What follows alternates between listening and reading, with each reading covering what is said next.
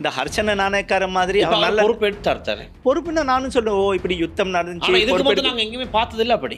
எப்படி அதான் எக்ஸாம்பிள் சொல்றேன் பிரதர். எக்ஸாம்பிள் வந்து அவர் வெளிநாட்டுல நிஷாந்த் இருக்காரு. ஓ இருந்தாரு. சோமிலாம் ஹாஸ்பிடல்ல அப்ப அந்த டைம்ல இருந்தாரு. ரைட் சொன்னா அவர் என்ன செய்ய முடியும்? அவருக்கு ஒண்ணுமே தில்ஷான் இல்ல brother, தானே. கொஞ்சம் நாங்க ஓ, சென்சிபிளா அதான் இல்ல. சென்சிபிளா இப்ப ப்ளீஸ் active-ல நீங்க இதுக்கு கேட்டார் நீங்க பொத்தேன் கப்பாண்ட திப்பதி அது நேத்து ஆபீசரும் சொன்னார். சொன்னார் தானே.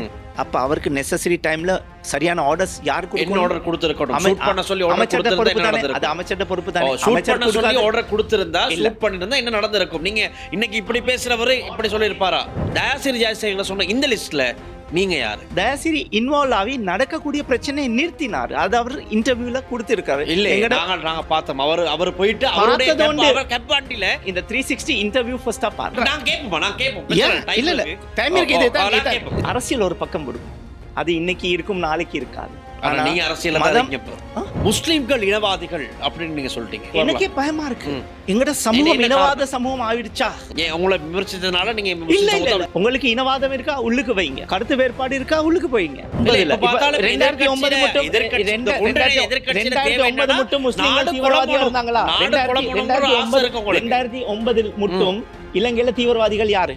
தீவிரவாதிகள்னு ஒரு லேபிள நீங்க அடிக்கிறீங்க. இல்ல இல்ல வடக்குல கூட இருந்தது யாரு? இப்ப கூட எங்களுக்கு நாங்க 20 லட்சம் சொல்லி சொல்ற மட சாம்பிராணிகளா நாங்கன்னு சொல்லி எனக்கே வெக்கமா இருக்கு. 2009 பிறகு யாருடைய ஆட்சி காலத்துல முஸ்லிம்கள் தீவிரவாதிகளாக சித்தரிக்கப்பட்டார்கள்? மஹிந்த கல்லன்னா புடிச்சு உள்ள தள்ளுங்க, கோட்டா கல்லன்னா புடிச்சு உள்ள தள்ளுங்க. விசாரணைகள் நடக்குது. மஹிந்த ராஜபக்சேக்கு போட்டுருக்காங்க. மஹிந்த ராஜபக்சேக்கு போட்டுருக்காங்களா கேஸ்? யார் எந்த கேஸ் போட்டுருக்கு? மஹிந்த ராஜபக்சே சந்திரசேனா 6 மில்லியன் கொடுத்தது. தீவிரவாதி ஜேவிபி என்ற தீவிரவாதிகளா இருந்தவங்கள ஆமா ராஜபக்சேயே அவருடைய அரசாங்கத்துல வச்சுக்கிட்டாரு. அமைச்சர் பதவி அனுரகுமார் திசாநாயக்க.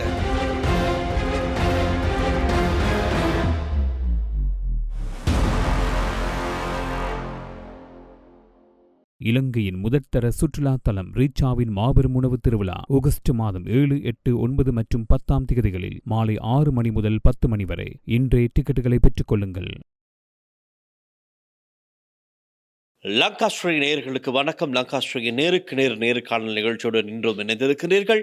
சமகால அரசியல் விவகாரங்கள் தொடர்பில் பேச நாம் இன்றும் தயாராகி இருக்கின்றோம்.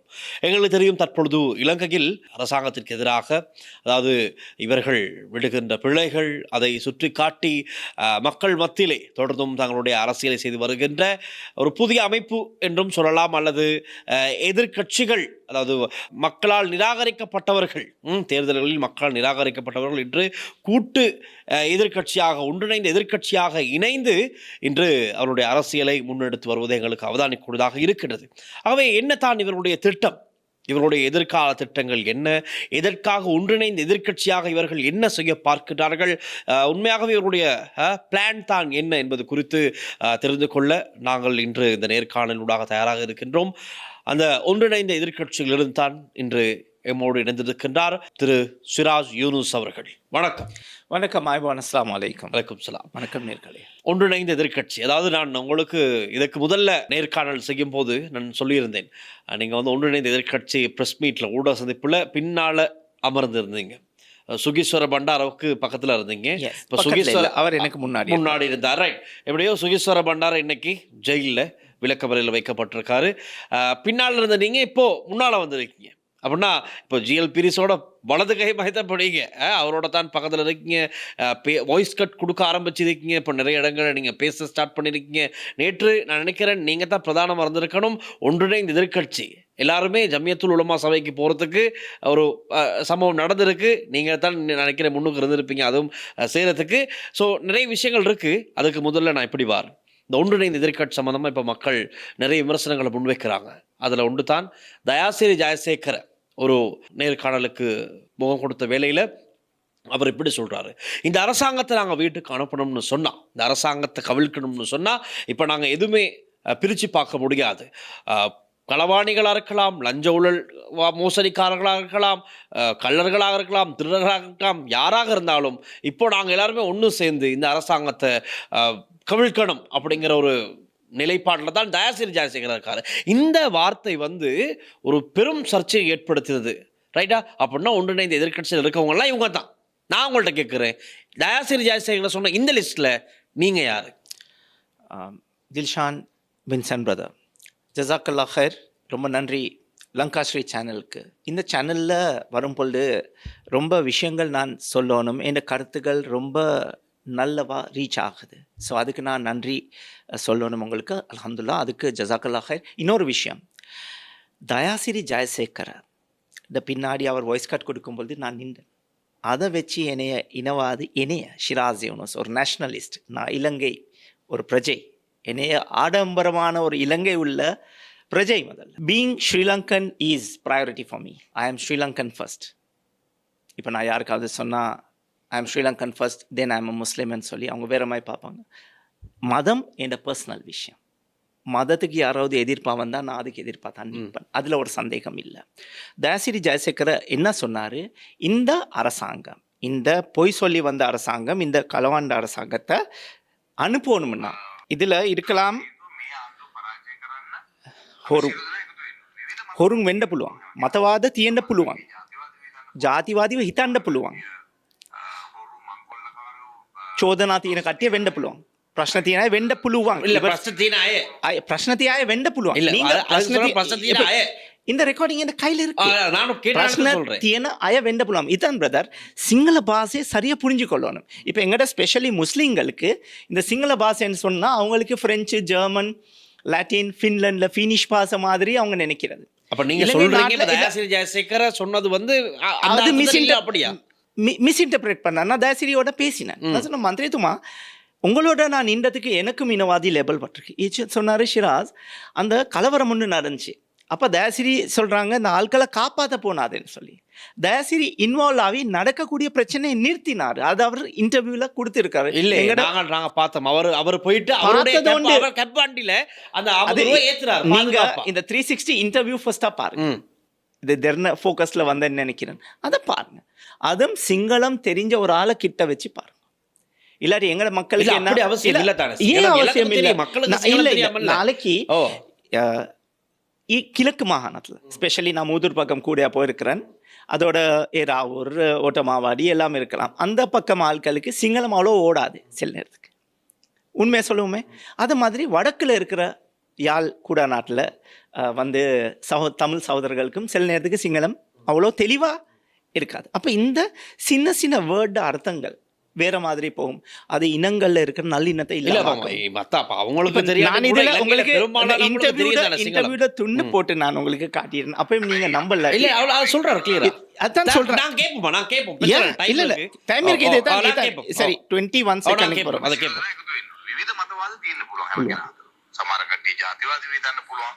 සමහර කට්ටිය හොරු මංකොල්ලකාරයෝ ප්‍රශ්න තියෙන අය. හරි. දූෂණ චෝදනා තියෙන අය වෙන්න පුළුවන්. ප්‍රශ්න තියෙන අය ප්‍රශ්න තියෙන අය දූෂණ චෝදනා. அது அவர் ஒரு லைன்ல சொல்லல. அது அவரோட மிஸ்டேக். හරි සමහර අය හොරු මංකොල්ලකාරයෝ දූෂණ චෝදනා තියෙන අය. தூஷண சோதா தேன ஆயா. இவரும் மீடியா, இப்போ மீடியா தானே, கொஞ்சம் ஸ்பார்க் கொஞ்சம் ஸ்பைஸ் இருந்தால் தானே சேனலும் போகும். ரைட். அதுல இவர் இதுக்கு அப்புறம் சேனல் ஸ்பைஸ் ஆகிறதுக்கு ரீச் உங்களுக்கு அப்படி சொல்லலைனா எல்லாத்தையும் நான் குறிப்பிட்டு இப்போ எல்லா அரசியல்வாதிகள் மாதிரி என்னை இனவாதியாக பார்க்க வேணும். ஸ்பெஷலி முஸ்லீம்களுக்கு நான் சொல்கிறேன், நாங்கள் அரசியல் ஒரு பக்கம் விடுவோம். அது இன்னைக்கு இருக்கும், நாளைக்கு இருக்காது. நான் வெளியே போகிறதுக்கு ஐடியா பண்ண எங்களோட ஃபேமிலியோட ப்ரெஷர் ரொம்ப இருந்துச்சு. இப்படி எல்லாம் உங்களுக்கு நீங்க இல்லாத லேபிள் அடிக்கிறாங்க. நீங்க சொல்றீங்க உங்களோட ஃபேஸ்புக்ல ஒரு வீடியோல நான் பார்த்தேன், முஸ்லிம்கள் இனவாதிகள் அப்படின்னு நீங்க சொல்லிட்டீங்க. முஸ்லிம்கள் இனவாதிகளான்னு சொல்லி சந்தேகம். இது போன கிழமை போட்ட வீடியோ நான் பார்த்தேன். ஏன் அதுல வந்த கமெண்ட்ஸ் பார்த்தா எனக்கு அப்படிதான் லொக்கும ஜாதிவாதி முஸ்லிம் வரும். இதுதான் நான் சொன்னேன். அந்த நீங்க பாக்குறீங்கல்ல, முஸ்லிம் வரும் என்று நிப்பாட்டிடுறீங்க. அப்படி நிப்பாட்ட அதுக்கு நிறைய நீங்க விளக்கம் கொடுத்தீங்க. அந்த கதையில அது நான் போது முஸ்லிம்கள் வந்து இனவாதிகள் தான் இவர் சொல்றாரு. எனக்கே பயமா இருக்கு. எங்கட சமூகம் இனவாத சமூகம் ஆயிடுச்சா? உங்களை விமர்சித்ததுனால நீங்க சொல்றீங்க. இன்னைக்கு விமர்சிக்கிறது இல்ல. மஹிந்த ராஜபக்சேவோட இருக்கிற நாள்ல இருந்து என்னைய போட்டு லேபிள் அடிக்கிறாங்க.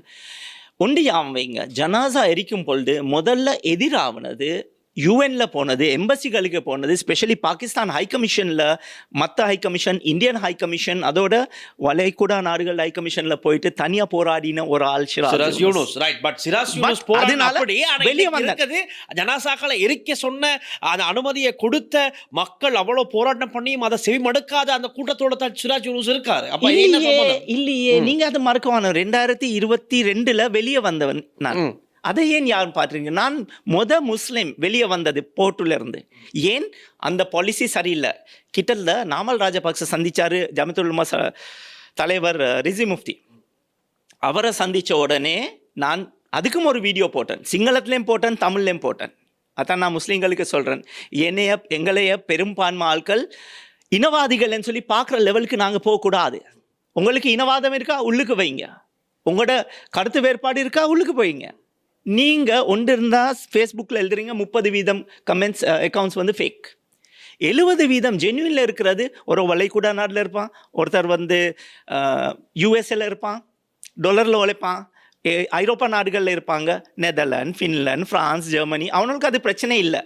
ஆனால் இங்கே வந்து இருக்கிற கிரவுண்டில் இருக்கிற ஆட்களுக்கு பிரச்சனை போடுறாங்க. அவங்க தான் இனவாதிகள். அவங்க முஸ்லீம்களாக இருக்கலாம், தமிழ் சகோதரர்கள் இருக்கலாம், ஈவன் சிங்கள மக்களாக இருக்கலாம், அது ப்ராப்ளம் இல்லை. ஆனால் அந்த ரிசி முஃப்தியை நாமல் ராஜபக்ச சந்திக்கும் பொழுது நான் சொன்ன, நாமல் ராஜபக்ச ஒரு கட்சியாக மன்னிப்பு கேட்கணும், அந்த டிசிஷன் ராங். இதே தான் நேற்று உலமா சபையிலையும் கதைக்கப்பட்டுச்சு. நான் வெளியே வந்தவன், இல்லாட்டி எனக்கும் மற்ற இருந்த அந்த டைமில் இருந்த முஸ்லீம் அமைச்சர்மார்கள் மாதிரி உள்ளுக்கு இருந்து நல்லா நான் அப்படி செய்கிற ஆள் இல்லை.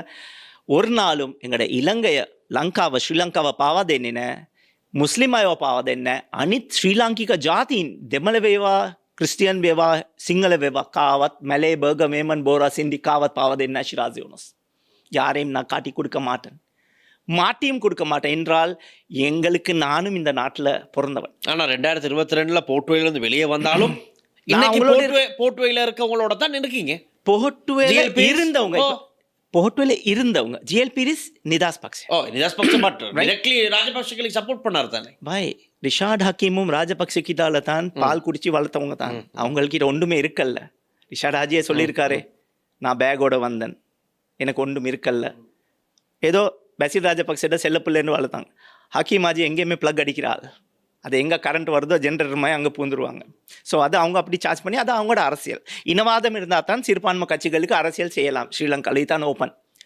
ஆனால் அது இப்போ எங்கட ஆட்கள், இந்த மொபைல் என்றது ஒரு ரோபோட். இது ரோபோட் உள்ள வேலை செய்தா இல்லாட்டி போனால் இந்த ரோபோட் இது இட்ஸ் அ மெஷின். இது ரோபோட் மாதிரி வேலை செய்ய வச்சு எங்களை இனவாதத்தை கூட்டுறாங்களோ அப்படி கொண்டாடுற ஒரு ஏரியாக்கா நாங்கள் போகிறோம். என்ன நடக்குமென்னு சொன்னால், நீங்கள் நினைக்கவானம் நாங்கள் முஸ்லீம்கள் மட்டும் புத்திசாலிங்கன்னு சொல்லி. எங்களை விட அப்பங்க தான் தமிழ் சகோதரர்கள் படிப்புல, எங்களை விட அப்பங்கள் தான் சிங்கள சகோதரர்கள் படிப்புல. நாங்கள் என்ன படித்து கிழிச்சிருக்கிறோம்? Sir Ashiq Fareed, doctor TB Jayah, doctor Badiuddin Mahmud, ஏன் ACS Hameed, doctor TB Jayah, அந்த லெவலுக்கு இன்றைக்கி ஒரு அரசியல் முஸ்லீம் லீடரை காட்டுங்க. என்னத்தையா பேசுகிறீங்க? உங்களுடைய நீங்கள் ஒரு இடத்துல சொல்லியிருந்தீங்க, இப்படி கூட்டு எதிர்க்கட்சியில் இருப்பவர்கள் இனவாதிகள் என்று லேபிள் பண்ண வேண்டாம். ஜிஎல் பீரிஸ் வீட்டில் என்ன நடந்த கூட்டு எதிர்க்கட்சிக்கு சென்ற சிராஸ் யூனுஸ் சொல்லியிருக்கீங்க. அதுக்கு சில கமெண்ட்ஸ் வந்திருக்கு, ரைட்டா?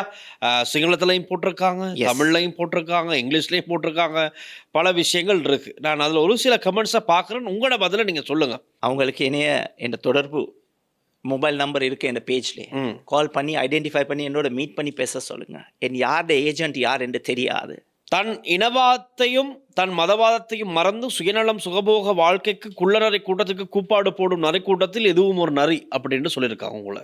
சரி, அப்படின்னு சொல்றாங்க. முனாபிக் பணத்துக்காக எதையும் செய்வார், நம்பாதீர்கள் இந்த நயவஞ்சகனை அப்படின்னு கூட ஒரு கமெண்ட்ஸ் இருக்கு. இது நம்மளா சொல்லல, நம்ம நாங்க சொல்றதா இல்ல, ஒரு பிரச்சனையும் இல்ல.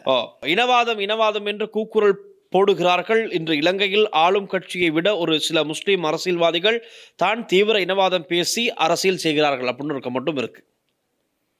ராஜபக்சக்களாக எதிர உங்களை அப்படி சொல்றாங்க. ஓகே, சமூகத்தை காட்டி கொடுத்து பிழைப்பு நடத்தும் இனவாதிகளின் கைக்கூலி. என்ன சமூகத்தை காட்டி கொடுத்தேன்னா ராஜபக்சே விட்டு வருவானா? உண்டு, அவங்களோட இருக்கீங்கன்னு சொல்றாங்க. நான் அவங்களோட இல்லை. எந்த கட்சி நவலங்கா நிதாஸ் பக்ஷோட பொருளாளராக இருக்கேன். மறைந்த தலைவர் குமார வெல்கமோட கட்சி அது. கட்சிகள் 10 மாறினாலும் நான் அது சொல்கிறது இல்லை மாறுறேன்னு சொல்லி நான் இதுக்கு இருந்த முதல் கட்சி போகட்டுவா 2வது 10 மாதத்துக்கு நுவா கட்சி தேசிய ஐக்கிய முன்னணி ஆசாத் சாலிட 2 மாதம் வேலை செஞ்சேன், 8 மாதம் பார்த்துக்கிட்டு இருந்தேன். ஆனால் அவங்களோட ஏதோ அது அவங்களோட ஃபார்வர்ட் விஷன் இருக்கோ அது அப்புறமா அவங்களும் கூட்டணியில் நான் அதுலேருந்து வெளியே வந்துட்டேன், ரிசைன் ஆகி. அவ்வளோதான். இப்போ நான் இருக்கேன் அவலங்கால. இவ்வளோ தான் என் அரசியல் வாழ்க்கை. நான் கூட்டணி கட்சிகளோட விருப்பம் வேலை செய்கிறதுக்கு. ஏனென்றால் இப்போ பாருங்க, குமாரவேல்கம்ன்றது ஒரு இலங்கை உள்ள பௌத்த சகோதரர். அவங்களுக்கு என்ன பௌத்த ஆட்கள் இல்லாமல் ஒரு முஸ்லீம், இலங்கை உள்ள ஒரு முஸ்லீமுக்கு இந்த ட்ரெஷரர் பொருளாதார பதவியை கொடுத்திருக்கிறது. எதையாச்சும் அவங்க கண்டு தானே. நான் என்ன அவங்கள்ட்ட காசு எடுத்தேன்னா காசு கொடுத்தேன்னா ஒரு நாளும் இல்லை. அதை மாதிரி மஹிந்த ராஜபக்ச அவர் களவு செஞ்சார்னா அவரை அன்றகுமார திசாநாயக் அந்த பொய் சொல்லி ஜனாதிபதி ஆவினவர் அவருக்கு சொல்கிறேன். அவர் பொய்யோடு தான் கொண்டாந்தார். ஒரு குடும்பம் நடத்த இயலாது பொய்யால் நாட்டை எப்படி செய்வீங்க? அவர் சொன்ன பொய், டெங்கு பற்றி சொன்ன பொய்கள், பிரிசன் ரைட்ஸை பற்றி மகாரையில் இருந்த அரசாங்கம் பொறுப்பெடுக்கணும்னு சொல்லி. உங்களுக்கு தெரியுமா 88 89 இப்படி ஒரு நடந்துச்சு. 82 83 நிசங்க விஜயரத்னா அந்த டைமில் இருந்தார். இலங்கையிலும் இருக்கல்ல பிரிசன் ஒரு குழப்பமும் நடந்துச்சு. அமைச்சரும் பிரதி அமைச்சரும் 2 பேரும் அவர் அமைச்சர் ஹாஸ்பிட்டலில் இருந்தார், ரிசைன் ஆகினார். இந்த ஹர்ஷன நாணயக்கார மாதிரி அவர் நல்ல பொறுப்பு எடுத்தது. பொறுப்புன்னா நானும் சொல்லுவேன், இப்படி யுத்தம் நடந்துச்சு எங்கேயுமே பார்த்தது இல்லை. அப்படி எப்படி? அதான் எக்ஸாம்பிள் சொல்றேன். எக்ஸாம்பிள் வந்து அவர் வெளிநாட்டுல இல்ல வெளிநாட்டுல இருந்து ரிசைன் பண்ணாரா இல்லையா? வெளிநாட்டுல இருந்து அதுக்கு இங்க ஒண்ணுமே பயன் இல்லையே. வெளிநாட்டுல இருந்து இங்க ஒண்ணுமே நடக்கல. ஹர்ஷன ராஜகண்ண அவர் இங்க தான் இருந்திருக்காரு. நிசங்க வந்து உள்நாட்டுல இருக்கல்ல. அவர் சோமிலாம ஹாஸ்பிடல்ல இருந்தாரு. சோமிலாம ஹாஸ்பிடல்ல இருந்தாரு. அந்த டைம்ல ரைட்ஸ் on அவர் என்ன செய்ய முடியும்? அவருக்கு ஒண்ணுமே இல்ல. கொஞ்சம் நாங்க சென்சிபிளா ப்ளீஸ் லெட் மீ ஃபினிஷ். நீங்க கேட்டது இப்ப ஒரு அமைச்சர் ஒரு பைபாஸுக்கு போறேன்னு வைங்க, அவர் ஹாஸ்பிட்டலில் இருக்கிற டைமில் இங்கே நடக்குது பிரச்சனை, அவர் பொறுப்பெடுத்து ரிசைன் ஆகிட்டார். இங்கே தான் சொல்ல வரேன்.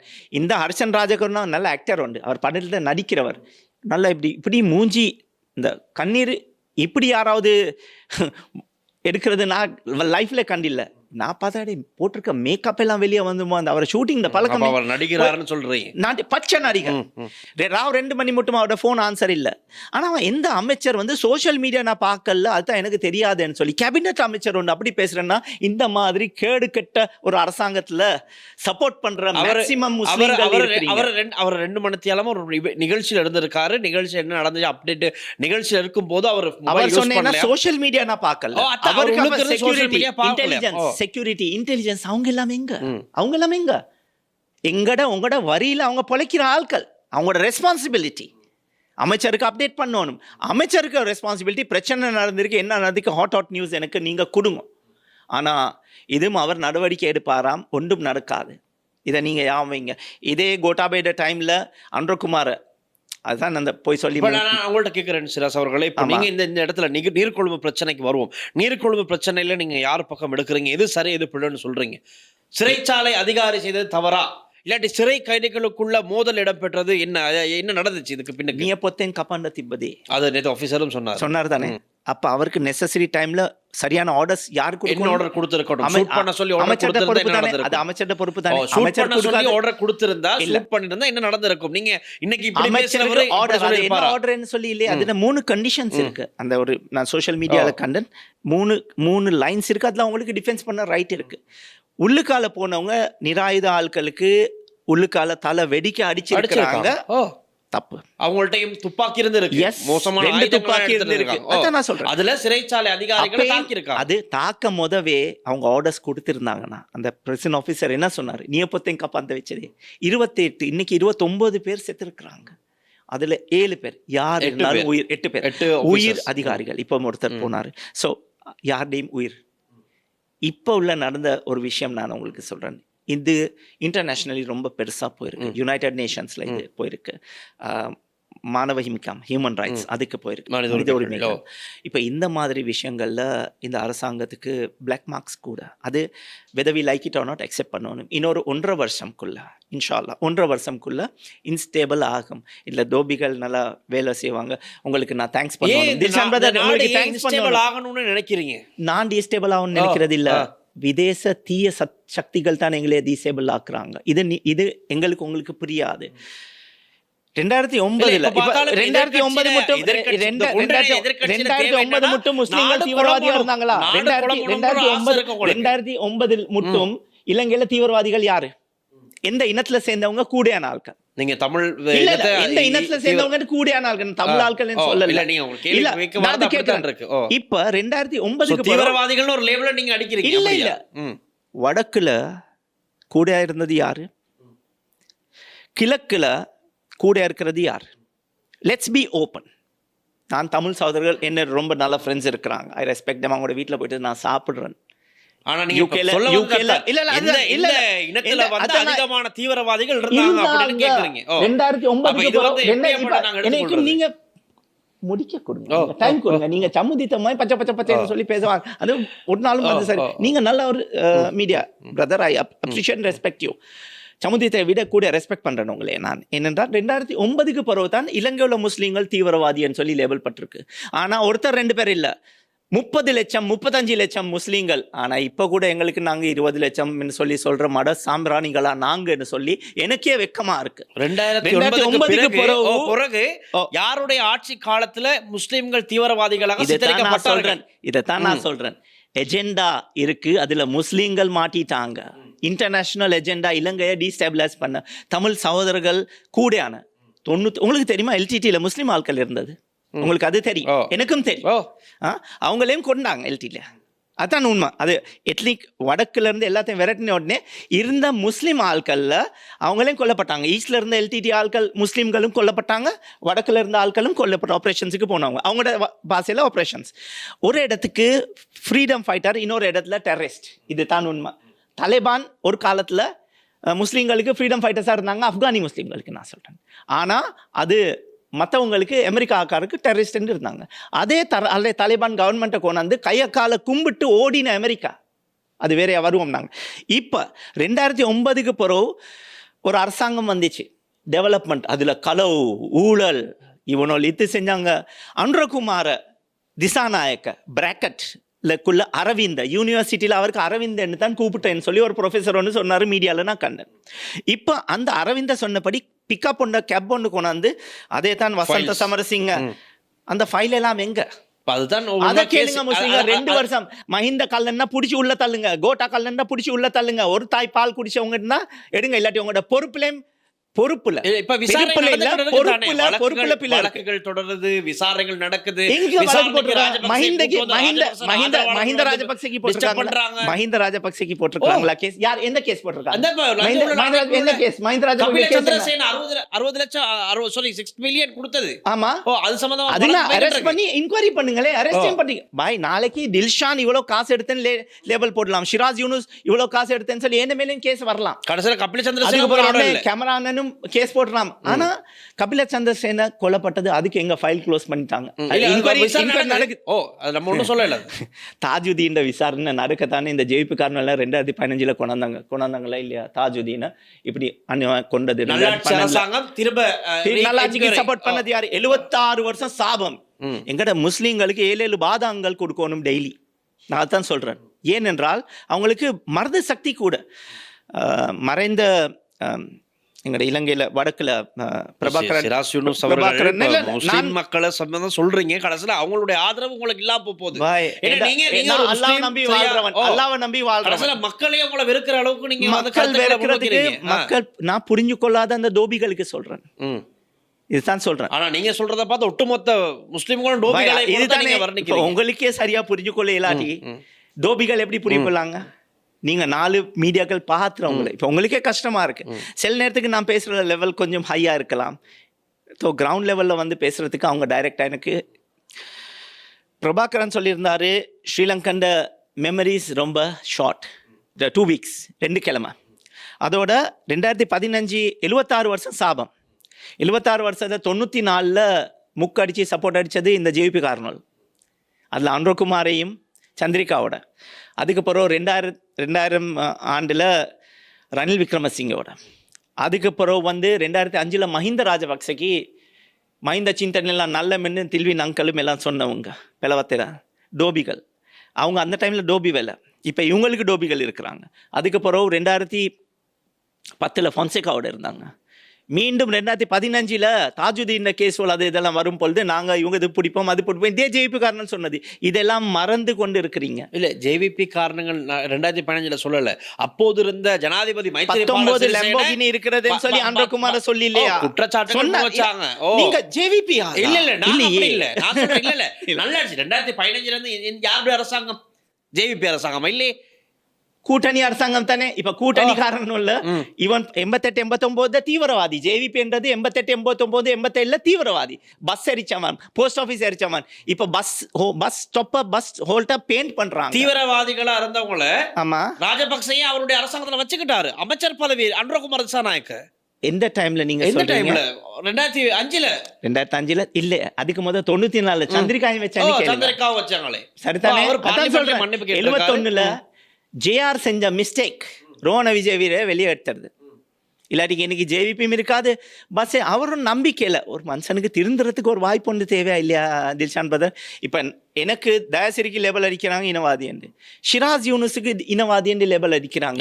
நாங்க எல்லாமே இனவாதிகள் என்று சொன்னா நம்புவீங்களா? நாங்க எல்லாமே நீங்களும் எல்லாம் சேர்ந்து எந்த இனத்தை நாங்க ரெப்ரசன்ட் பண்றோமோ அந்த இனத்துக்காக நாங்க பேசினா நாங்க இனவாதிகள். ஏண்ட இனம் ஒரே ஒரு இனம் என்னென்றால் ஸ்ரீலங்கன் என்ற அதுதான் இனம். மதம் என்ற மனசுல மதம் நான் பிராக்டிஸ் பண்ணேன். நீங்க இன்னொரு இடத்துல நான் இன்னொரு வீடியோ பார்த்தன கூட அதையும் கேட்டே ஆகணும். லால் யூடியூப் லால் அவரோட ஒரு வீடியோ ஒன்று செஞ்சீங்க. அதுல சொல்றீங்க கார்டினல் மேல்கம் ரஞ்சித் அவர் வந்து அன்னைக்கு நடக்கிற ஒரு பாரிய அழிவை வந்து தடுத்தால் அவர் வந்து உண்மைக்குமே போற்றப்பட வேண்டியவர் அப்படின்னு ரெஸ்பெக்ட கதைக்கிறீங்க. எப்பயுமே அது நான் கட்சி கொண்டு தான் வந்தேன், முன்னுக்கும் கதைப்பேன் கட்டாயம். ஆனா ரெண்டாவது வீடியோ இன்னொரு வீடியோல நீங்க சொல்றீங்க, இப்ப பார்க்கலாம் நீங்க, அதுல சொல்றீங்க நீ ஒரு மௌலவிக்கு ஏசுறீங்க. அவர் யாருன்னு சொன்னா ஈஸ்டர் அட்டாக் சம்பந்தமா தலைக்கு மேல எதிர்க்கிறீங்க. කාදිනල් හිමිපාණන්ට අපි බොහොම ස්තුතිවන්ත වෙනවා ශ්‍රී ලාංකික මුස්ලිම් සමාජය අස්ථාවර භාවයක තියෙනකොට පාස්කු වලින් පස්සේ කාදිනල් හිමිපාණන් මැදිහත් වෙලා ඒක සංසුන් කරේ නැත්නම් අපේ රටේ දැන් තියෙන තත්ත්වය අනුව වෙනස් ඒ ගෞරවය සහ ඒ ස්තුතිය අපි ජීවිතේට අමතක කළ යුතු නැහැ. ඔගොල්ලෝ මොකද්ද කරේ? හැංගිලා කාදිනල්ගේ හිස இம்பா எச்சரிக்கை கரே வேண මොකද්ද කරේ? எங்களுக்கு எந்த மத தலைவருக்கு முஸ்லிம்கள் போய் முத்தம் கொடுத்திருக்காங்க? நாளைக்கு ஒரு ஐயருக்கு போய் முஸ்லிம் கொடுத்தாரா? இல்லையே. ஐயருக்கு முத்தம் கொடுங்க. நீங்க வந்து சர்தார்ஜிக்கு போயிட்டு குருத்வாரா முத்தம் கொடுங்க. இது ஏன் காதினல்ல முசாஃபா செஞ்சு ஒரு கட்டி பிடிச்சி ஒரு எஃபெக்ஷனேட் ஒன்று காட்டணும். அதுல உலகத்துக்கு காட்டுறதுக்கு தலையை மூக்குறதும் அது அந்த டைம்ல இருந்த situation. You have to get desperate, but you don't have to be a slave. உங்களுக்கு இருக்கலாம். இப்போ எனக்கு ஒரு உதவியும் இல்லை, ஒரு மனுஷன் எங்களுக்கு வந்தால் உதவுறோம். முத்தம் கொடுத்தது தலைக்கு அது தப்பு எப்படின்னா இஸ்லாத்தில் சொல்லியிருக்கா? இல்லாட்டி இதுக்கு முதல் ரிஷி முஃப்தி கண்ட ஆட்களுக்கு எல்லாம் முத்தம் கொடுத்தாரா? அப்படின்னா ஓகே நாங்களும் முத்தம் கொடுப்போம், பிரச்சனை இல்லை. தலையில் கொடுங்க, சீக்குக்கு கொடுங்க, கழுத்தில் கொடுங்க, ஷோல்டரில் கொடுங்க, ப்ராப்ளம் இல்லை. பட் அது கொஞ்சம் ஓவர் ஆக்டிங். இதுதான் நான் சொல்றீங்க. அது அந்த டைம்ல அந்த மௌலவி செஞ்சது தப்புன்னு சொல்ல மாட்டேன், அது அன்னெசரி. அது உங்களுடைய கருத்து, என்னுடைய கருத்து. அது நான் என்ன கருத்து சொல்றேன். இப்ப நான் காதினல் கண்டா தலைய மோப்பனா பாய் ரெஸ்பெக்ட் உள்ள ஆளுக்கு. இப்ப நான் எனக்கு தெரிஞ்ச ஃப்ரெண்ட்ஸ் மார்க்கெட்னா கிவ் देम ஹக். எப்பயுமே அது கை கொடுத்து just give us shoulder hug, அது என்ன பழக்கம். ஆனா only for males. பெண்களுக்கு இல்லை. ஸோ அதையும் சொல்லிடணும், இல்லாட்டி அது வேற மாதிரி போயிடும். இப்போ காதினல் அவர்களை இப்போ சந்திச்சிருக்கிறாங்க தானே. எவன் முத்தம் கொடுத்தான்? இப்போ ஒன்றும் இல்லை. அப்பா ஏன்? அப்போ அதை நாங்கள் சுயநிலம் தானே, எங்களுக்கு நீங்கள் காப்பாற்றினீங்க சரி. அதுக்கு முதல் அந்த டைமில் அந்த பட்டர் அடிக்கிற மாதிரி ஆச்சு. இல்லை, ப்ராக்டிக்கலி நாங்கள் கதைக்கணும். இந்த கருத்துகள் கசப்பாக இருக்கும், ஆனால் அது உண்மையாக தான் இருக்கும். என்னையே புரிஞ்சு கொள்ளலாட்டி பிரச்சனை இல்லை. அரசியல் என்ற பொழைப்பு இல்லை. அரசியலில் நான் காசு தேடி உழைக்கணும் என்று இல்லை. அல்ஹம்துலில்லாஹ் சாப்பிட்டு நிம்மதியா நல்லா வாழ்ந்து கொண்டு இருக்கிற ஒரு ஆள். அல்ஹம்துலில்லாஹ். திட்டம் இப்போ சொல்றீங்க கொஞ்சம் இன்ஸ்டேபிள் ஆயிரும்னு சொல்றீங்க இன்னும் 2 வருஷத்துல. அப்ப அதுக்கு பிறகு நான் சொல்லல, ஐஎம்எஃப் சொல்லுது. ஐஎம்எஃப் இப்ப அண்டர்குமார் டிசைன் நல்ல பிளான். அதோட சொல்றேன் நல்ல டார்கெட்ஸ் அச்சீவ் பண்ணில்ல. மிடில் டெவலப்மென்ட் கண்ட்ரீஸ் எத்தனை டாலர்ல $36 தான் கூடி இருக்கு. $34 இருந்தது. அப்படி ஒரு சின்ன ஒரு அமௌண்ட் ஒன்ல தான். அப்ப பெருசா இல்லையா? பெரிய விஷயம் இல்லையா? டைம்லயும் இப்படி ஒரு அப்பர் மிட் லெவல்ல நாங்க இறங்கிட்டோம் 6 மாசத்துல. இப்போ அடுத்த ஐஎம்எஃப் கிட்ட பிச்சை கேட்க வரும் எங்களுக்கு. அதை யாம் வச்சுக்கொடுங்க. இன்னொரு விஷயம் நான் சொல்கிறேன். இந்த ஐஎம்எஃபோட செஞ்சிருக்கிற ஒப்பந்தம், இந்த அரசாங்கம் வரும்போது $284 இந்த ஜேவிபி என்பிபி அரசாங்கம் வரும்பொழுது உகண்டாவிலேருந்து கொண்டு வந்த அந்த உகண்ட குமாரி சல்லி எங்க, அதை பார்த்தாலே பரிதாபமாக இருக்குது. அவங்களுக்கு நல்ல நல்ல ஹோட்டல்களில் போயிட்டு பழக்கம் அந்த ஆண்டிக்கு, சகோதரிக்கு. ஸோ அது மாதிரி நல்லா போய் சாப்பிட்டு வரட்டும். ஆனால் $284 இருந்த டாலர் இப்போ $340 ஆகிருக்கு. 353 போயிடுச்சு. மார்க்கெட்டில் கொஞ்சம் வந்து நீங்கள் பாருங்களேன், எத்தனை வீதம் வரிகள், டாக்ஸஸ். 3 தடவை எலக்ட்ரிசிட்டி பில் கூட்டியிருக்கிறாங்க. என்ன சொல்லுவீங்க, மின்சாரம் பில். இவங்க என்ன சொன்னாங்க, அந்த 3 தடவை கூட்டம் போது இருந்த பில்லை விட 3க்கு 1 பங்கு நாங்கள் 33% குறைப்போம்னு சொல்லி வந்தவங்க. கறி, கல்லாங்குரு, நிலக்கரி அதில் நடந்திருக்கிறது. இப்போ அதில் நடந்த ஊழல் ரொம்ப பெருசு சுட்டி. ஆமாம், $2.5 மில்லியன், $25 லட்சம் எங்கே காணாமல் போயிடுச்சு. இவங்கெல்லாம் படித்தவங்க தானே. நடமாற்ற நூலகம், நடமாற்ற பேய்களான்னு சொல்லி தான் பார்க்கணும் இது செய்கிற பேய். நாமல் குமார் விவசாயிகளுக்கு என்ன செஞ்சார்? லால்காந்த் இவங்க சொன்னாங்க, எங்களுக்கு உள்ளுக்கு இருக்கிற உள்ள ஆடைகளும் எங்களோட ஓட்ட போட்டதுன்னு சொல்லி தான் அந்த நெட்டி சொன்னான். ஒழுங்காக அவர் பேசக்கூடிய இருக்கிற ஆட்களா, தானுக்கு இங்கிலீஷ் தெரியாட்டி ஒரு டிரான்ஸ்லேட்டரை எடுத்துகிட்டு போங்க, எங்களோட நாட்டோட மரியாதை காப்புங்க. ஏண்டையும் ஜனாதிபதி தான் அன்றகுமார், அதை நான் சொல்லியிருக்கிறேன். நான் ஓட் பண்ணிடல, ஆனால் அவருக்கு கிடைச்ச வாக்குகள் 42% தான் ஜனாதிபதி தேர்தலில். அவருக்கு 50% கூட கிடைக்கல. அதுக்கப்புறம் எங்கட இருக்கிற யாப்பு பற்றி, யாப்போட அதிகாரம், நிறைவேற்ற அதிகாரம் உள்ள ஜனாதிபதிக்கு தான் எல்லாம் பவரும் இருக்குது.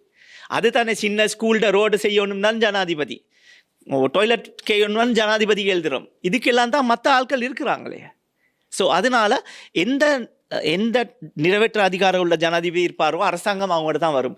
அதான் போன முறையும் நான் சொன்னேன், ஃபர்ஸ்ட்டாக நீங்கள் பாராளுமன்ற ஒரு தேர்தல் வைங்க, பாராளுமன்ற தேர்தல் வைங்க, அதுக்கு பிறகு நீங்கள் வச்சிங்கன்னா அப்போ ஒரு பேலன்ஸ்டான. இப்போ நான் ஒன்று கேட்குறேனே, ஒன்றிணைந்த எதிர்கட்சியாக செயற்படுற ஜிஎல் பீரிஸ், ஜெயசேகர், சினரத்ன, சிராஸ் யூனுஸ் உட்பட சுகேஸ்வர பண்டார், இப்படி பல பேர் இருக்கீங்க தானே.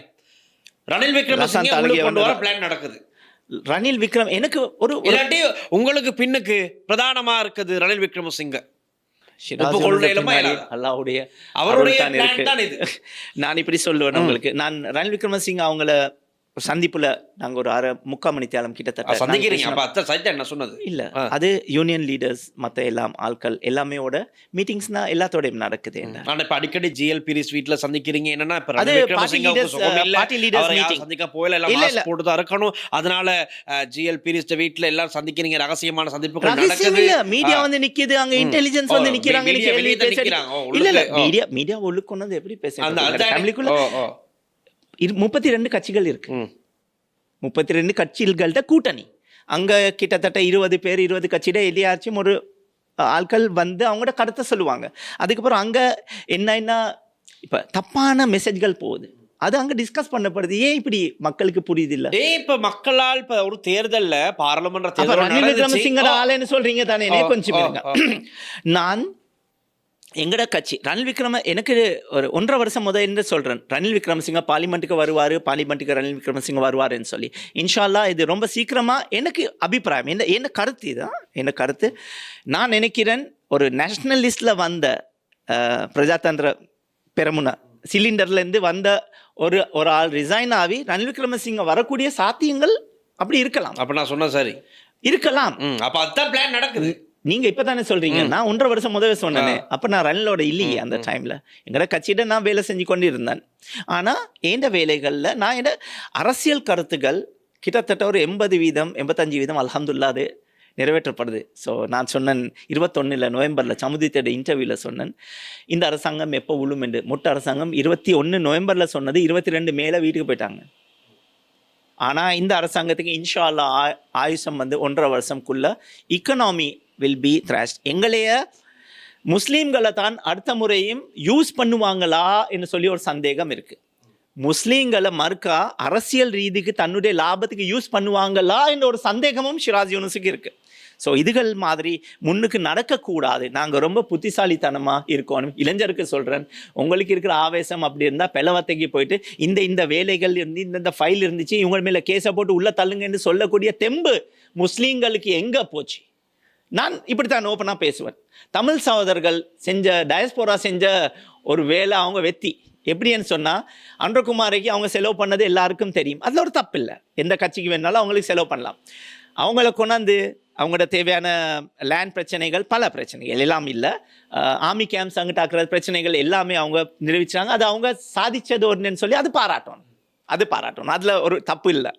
எனக்கு நீங்கள் மடை அடித்தாலும் பரவாயில்ல. ஆனால் உள்ளூராட்சி தேர்தலில் டயஸ்போரா அன்றகுமார திசாநாயக்கோட என்பிபி ஜேவிபிக்கு சப்போர்ட் பண்ண இல்லை கேள்வி. ஆனால் முஸ்லீம்கள் சொல்லையா போயிட்டு கொடுத்தாங்க. ஒரு வேலையும் செஞ்சு கொள்ள இயலாது. ஒரு 2 இடங்களில் நல்ல மேயர்கள் சபாபதிகள் வந்த உடனே அந்த ஏரியாவில் மட்டும் கொஞ்சம் நடக்குது. ஆனால் பார்த்தா அவங்க இதுக்கு முதல் இருந்தது வேற கட்சி. ஸோ இப்போ அவங்க வந்து தாயிட வயிற்றுலேருந்து பிறந்து ஜேவிபி காரணம் இல்லையே. இந்த ஓட் கிடைச்சது மொட்டிட ஓட். ஜேவிபிக்கு போனது மொட்டிட ஓட். இதே மொட்டிட ஓட் 2015 யாழ்ப்பாணம் நல்லாட்சிட ஓட் தான் மொட்டுக்கு போச்சு. 2015 அந்த டைமில் நல்லாட்சிக்கு போட்ட ஓட் இதுக்கு மஹிந்தக்கு போன ஓட். இது ஓட் பேங்க்ஸ் மாறும். புதுசாக யாராவது 18 வருஷம் ஆவி யாரும் போகிறதில்லை. இதுதான் உண்மை. அதான் மக்களுக்கு ஒரு மாற்றம் தேவைப்படுது. இவங்க எப்படி இதுக்கு எல்லாம் இப்ப நீங்க சொல்லுவீங்க எல்லாத்துக்குமே தெரியும் இவங்களுடைய ஊழல் மோசடிகள் எல்லாம் எப்படி புடிச்சிட்டு உள்ள தள்ளுங்க. ரகசியமா என்னென்ன களவு வேலைகள் செஞ்சாங்கிறது மக்களுக்கு தெரியும். நானும் சொல்ல முடியும். அன்றகுமார் டாய்லெட்ல இதுக்கு ராஜபக்ச ஆட்சி காலத்துல ஊழல் மோசடி நடக்கலன்னு சொல்றீங்களா? பாய், தேர்ட் வேர்ல்ட் கண்ட்ரியில ஊழல் மோசடி நடக்கலாட்டி அது தேர்ட் வேர்ல்ட் கண்ட்ரி இல்லை. ஆனா அது நிரூபிக்கணும். அதை நிரூபிக்கிறது கேஸ் போடணும். இப்போ உள்ளுக்கு போயிருக்காங்களே பல பேர். ரணில் விக்ரமசிங்க அவர்கள் போட்ட கேஸ்களுக்கு தான் உள்ளுக்கு போயிருக்காங்க. இவங்க போட்ட கேஸ்கள்ல யார் உள்ளுக்கு போயிட்டு இருக்கு? ஜேபி காரன்ல அன்றகுமார் திசாநாயக்க போட்ட கேஸ் 480 ஃபைல் இருக்குன்னு சொல்லி எனக்கு வேணும்னா 80 கேசஸ் காட்டுங்க. 480 400 நீங்க அப்படியே ஒழிச்சு வச்சிருங்க. ஏன்னா அதெல்லாம் போய் கேஸ்வல். அதோட ரணில் விக்ரமசிங்க அவர்கள் போட்ட அந்த டைமில் போட்ட கேஸ்களில் தான் இவர் யார் ஹனுமா உலமா சொன்னது, மஹிந்தானந்த அலுத்கமகே, நளின் பெர்னாண்டோ, அவங்கெல்லாம் ரணில் விக்ரமசிங்கட போட்டது. ஜேவிபி காரர்கள் போட்டது இல்லை. ஏன் இவங்களோட எஜமான்கள் தான், ஜேவிபி காரண்ட எஜமான்கள் தான் ரணில் விக்ரமசிங்க, மஹிந்த ராஜபக்ச, சந்திரிகா பண்டார குமாரதுங்க, மைத்ரிபால சிறிசேன. ஜாம் வச்சிருங்க. அவங்களுக்கு எதிராக அவங்க நடவடிக்கை எடுக்கவே மாட்டாங்க. அப்படி எடுக்க தேவையில்ல. சகோதரர்களே, கொஞ்சம் நல்லா எழுதுங்க. காசு கொடுத்து செய்யாத வேலைகள் நீங்கள் எனக்கு செஞ்சுருக்கிறீங்க. உங்களுக்கு நல்லா நன்றி கடமைப்பட்டுள்ளவன் என்றால் என் ரீச் ரொம்ப கூட்டினதே நீங்கள் தான். ஆட்கள் என்னை பற்றி தேட ஆரம்பித்தாங்க. அவங்களுக்கு தெரியும் ஷிராஸ் யூனுஸ் அவர் சொல்றது உண்மை. அவரோட பின்னாடி யாரும் இல்லை. சொந்த காசுல அரசியல் ஆதரவான கருத்துக்கள் இல்லை, பார்க்கறதுக்கு இல்லை, ரொம்ப எதிர்ப்பான கருத்துக்கள் தான் இருக்கு. இல்லை, எனக்கு ஒரு ஆள் சொன்னார், குவைத்தில் இருந்து ஒரு சகோதரர், வாட்ஸ்அப் குரூப்களில் பேசி படுமே ரொம்ப குறவு நான் பேசுறது. அதில் பேசி போனால் ஹஜ் ஊழலை பற்றி பேசினேன். அவர் சொன்னார், ஷிராஸ் யூனுஸ் எங்களுக்கு ஒரு ஈரான் பயமில்லாமல் நிற்கிற ஒரு ஆள். சரி, ஷிராஸ் யூனுஸ் இல்லை, அது சம்பந்தமா எங்க போயிட்டு கம்ப்ளைண்ட் பண்ணீங்க? எது இந்த சொன்ன குற்றச்சாட்டு சம்பந்தமா? என்ன மேல கேஸ் போட்டிருக்கிறாங்க. என்ன மேல யார் போட்டிருக்குது? ஹஜ் கமிட்டியால் 50 கோடி ரூபா நஷ்ட ஈடு கேட்டு கேஸ் நடக்குது. என்னத்தை நிரூபிப்பாங்க? போன வருஷம் நவம்பரில் சொன்ன ஆட்களுக்கு கஷ்டம் வரும், அமானா பேங்க்ல 7,50,000 போட்டது தப்பு, இவங்களுக்கு பேசின விலைக்கு கொடுத்தில்ல. ஹஜ்ஜு இப்போ நீங்கள் போகிறீங்க சபரிமலைக்கு, எவ்வளோ செலவு? 3 லட்சம் 2.5 லட்சம். சிங்கள சகோதரர்கள் புத்தகையாக போகிறாங்க, எவ்வளோ செலவு? 4 லட்சம் 5 லட்சம். நாங்கள் 25 லட்சம் 30 லட்சம் 40 லட்சம் கொடுத்துக்கிறோம். 3,500 பேர் போட்டுறாங்க. அன்றைக்கி என் ஃப்ரெண்ட் ஒன்று சொன்னார், முஸ்லீம் இல்லாத ஒரு ஃப்ரெண்ட், තුන්දාස් 500ක් යනවා, ලක්ෂ 25ක් ලක්ෂ 30ක් දානවා, කෝටි මෙච්චර ගණක් සල්ලි කොහමද යන්නේன்னு கேட்டான். நான் சொன்னேன், ஒவ்வொருම ஹொயන්නேன்னு சொல்லி. எனக்கு தெரியாது. இதுலேயும் பெரிய உள்ள நடக்குது. கொடுக்குற சர்வீஸ் கொடுக்குறாங்க இல்லை. இந்த முறை வாஷ்ரூம் ஃபெசிலிட்டிஸ் பிரச்சனை நடந்துச்சு. ஹஜ்ஜுண்டா தியாகமா? தியாகம் இந்தியாக்காரனும் பண்ணுறான், பாகிஸ்தான்காரனும் பண்ணுறான், இந்தோனேஷியாக்காரன் லட்சக்கணக்கில் போடுறான். அவங்களுக்கு டாய்லெட் பிரச்சனை இல்லை.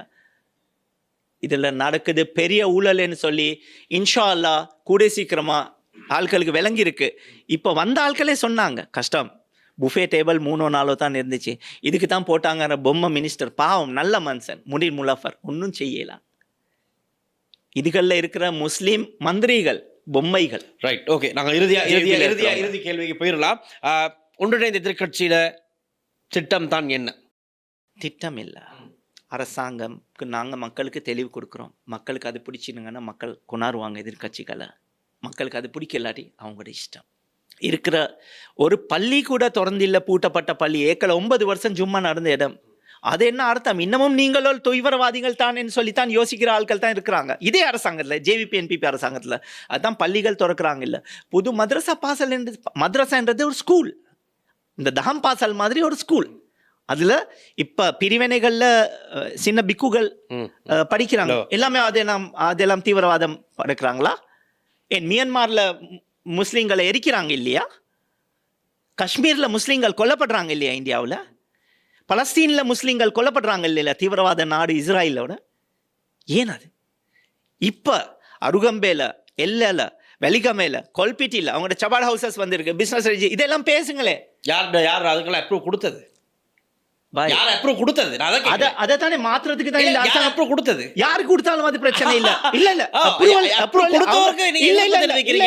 நீங்க சொல்லுங்க யாரு அது அப்ரூவல். பிசினஸ் ரெஜிஸ்ட்ரேஷன் வந்து கம்பெனிஸ் ஆக்ட்ல ஒரு ரிலீஜியஸ். நீங்க இந்தியாவில் போயிட்டு கம்பெனிஸ் ஆக்ட்ல ஒரு மஸ்ஜித் திறக்க இயலுமா? துபாயில போயிட்டு கம்பெனிஸ் ஆக்ட்ல மஸ்ஜித் திறக்க இயலுமா? இல்லையே. அங்க கோவில் இருக்கு, அங்க பன்சல் இருக்கு. இப்ப துபாயில அது பிரச்சனை இல்லை, அதாவது சிஸ்டம் இருக்கு. ஆனா தீவிரவாதி இஸ்ராயலுக்கு எல்லாமே பயம். இதுதான் நடந்திருக்கு. ஸ்பெஷலி கிழக்கு உள்ள முஸ்லீம்கள் அவங்களோட இடத்துல வந்து அவங்க பிஸ்னஸ் பண்ணுறாங்க. அதை நிப்பாட்டி கொள்ள இல்லாத வக்கில்லாத ஒரு சமூகம் ஆகிட்டோமா நாங்கள்? நாளைக்கு இது ஒரு காசா ஆகுமோன்னு சொல்லி 70 வருஷம் போகிற ஒரு பயம் ஒன்று இருக்குது எல்லாருக்குமே. அதில் தமிழ் ஆட்களும் மாட்டுவாங்க, சிங்கள ஆட்களும் மாட்டுவாங்க, முஸ்லீம்களும் மாட்டுவாங்க. ஏன் இஸ்ராயல் அந்த கல்லை நாடை செய்கிறதுக்கு ரொடேஷியா, ஜிம்பாப்வே, இப்போ உள்ள பலஸ்தீன் நாடு நடுவில் இஸ்ராயல் திறக்கிறதுக்கு ஒன்று டார்கெட் பண்ணியிருந்தது ட்ரிங்கோமலி. அது ஒரு ஃபாதர் ஒன்று சொன்னார் ஒரு ஸ்பீச்சில், அதை கோட் பண்ணி நான் பேசியிருக்கிறேன். இதுகளை தான் ஞாபகம் வைக்கணும். தவிர இவன் இப்படி பேசினான், அவன் அப்படி பேசினான், அப்ரூவல் கொடுத்தாங்கன்னா அதுக்கு தான் மாற்றம் கொண்டாடுறதுக்கு தானே இந்த ஜேபி காரணங்களை கொண்டாந்தீங்க. அப்போ அவங்களுக்கு சொல்லி வேலையை செய்யுங்களே. உங்கள்கிட்ட இருக்கிற ஒரு முஸ்லீம் எம்பி போய நாளில் புறப்பாக்குற மாதிரி தான் அவரை காணலும், டெபுட்டி ஸ்பீக்கரை. கொழும்பு உள்ள மக்கள் ஓட் பண்ணீங்க, நீங்கள் 71,000 பேரா, 1,00,000 சொச்சம் பேர் ஓட் பண்ணீங்க ரிஸ்வி சாலிக்கு. 1,09,000 பேர் ஓட் பண்ணீங்க, 73,000 ரிஸ்வி சாலிக்கும், 1,09,000 முனீர் முல்லஃபருக்கு. 1,9 1,30 எங்கேயா நீங்கள் எல்லாம் போறீங்க? ஒளிஞ்சுக்கிட்டு இருக்கிறாங்க. அவங்களோட சைஸும் அவங்களோட லெவலும் அவங்களோட லிவிங் ஸ்டாண்டர்டும் பல என்ன சொல்லி கூடியிருக்கேன்னு கேள்வி. இன்ஷா அல்லா. Right, okay. சிராஜ் யூனுஸ் அவர்கள் இந்த நேர்காணலில் முன்வைத்த அரசாங்கம் விட்டதாக சொல்லப்படுகின்ற பிழைகள், நான் அதற்கு அரசு தரப்பிடமிருந்து பதில்களை எதிர்பார்க்கின்றேன்.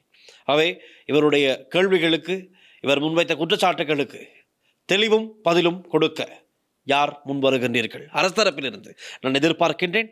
ஆகவே உங்களுடைய கேள்விகளுக்கும் ஒரு பதிலை பெற்றுக் கொடுக்க வேண்டியது என்னுடைய கடமையும் கூட. நான் எதிர்பார்க்கிறேன் அரசு தரப்பிலிருந்து ஒரு பிரமுகர், ஒரு பார்லமெண்ட் உறுப்பினரோ, அமைச்சரோ, பிரதி அமைச்சரோ நான் எதிர்பார்க்கின்றேன். நிச்சயமாக இவருடைய கேள்விகளுக்கு, குற்றச்சாட்டுகளுக்கு பதில் கிடைக்குமா கிடைக்காதா என்று.